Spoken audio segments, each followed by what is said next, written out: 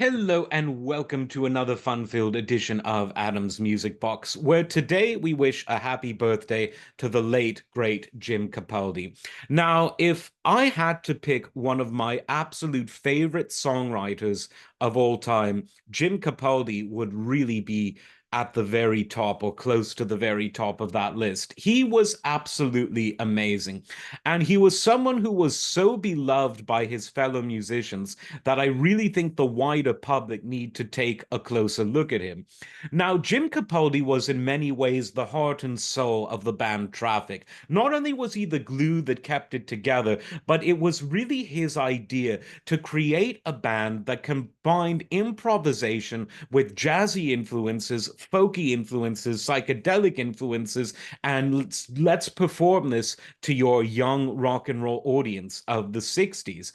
And he was someone who obviously was best known as the drummer for that band, but he was much more. He wrote songs, he played ancillary percussion, which really helped give Traffic its unique sound. And he was really, in many ways, the Miles Davis of Traffic, insofar as he was the orchestrator of events. He was the person who made the music happen. And he was, frankly, someone who gave a very young Steve Winwood, who had left the Spencer Davis group, gave him the kind of courage and confidence that he needed to do the great things that he did in Traffic.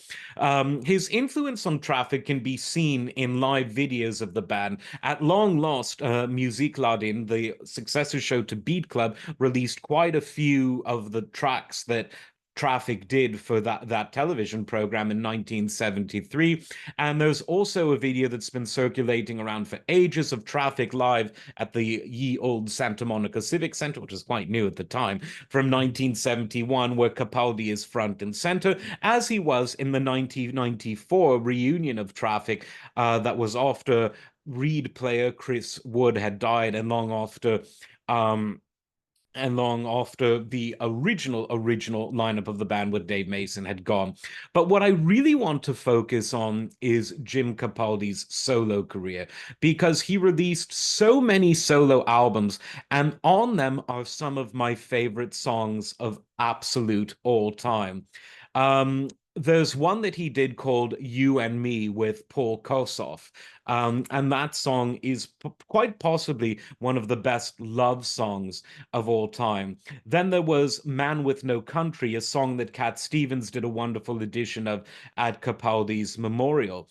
Love Hurts, he did a great version of, later to be made more famous by Nazareth. Seagull, a beautiful, beautiful song. Um, just going through the list, there are so many. Game of Love, wonderful, wonderful stuff. And also, do Man with No Country. I said Going Home is another one. Old Photographs, one of my favorite songs of absolute all time. Warm, another good one. I would try to get my hands on every Jim Capaldi album. And for those who don't have that time, there was a really good box set, a 4-disc box set called Dear Mr. Fantasy. You know why it's called that. That really does feature some, well, quite a lot, if not most of the greatest hits of Jim Capaldi, including a large selection from his solo career. Now, luckily, although much of his material was absent from streaming services for a long time, a lot of it is trickling back on. There's still a few albums that are missing, but I'm just going to check now. And a good number of them are now sort of matriculating, if you will, onto Spotify and Tidal and the rest of it. Hopefully, within due course, all of them will be on there because his solo stuff is really so good. Now, I think that he was best when he was writing sort of contemplative ballads, but he also wrote very upbeat songs. He wrote dance songs. He wasn't ever really limited by genre. He was a true musical explorer, and part of these explorations brought him to Brazil, and he fell in love with the music of the favelas of Brazil, and he incorporated that into a lot of his solo stuff, which you'll also get to experience both from the stuff that you'll find on Spotify and from the stuff that I really think you ought to track down that's out of print. But hopefully it won't be out of print much longer because Jim Capaldi's songwriting is really some of my favorite ever.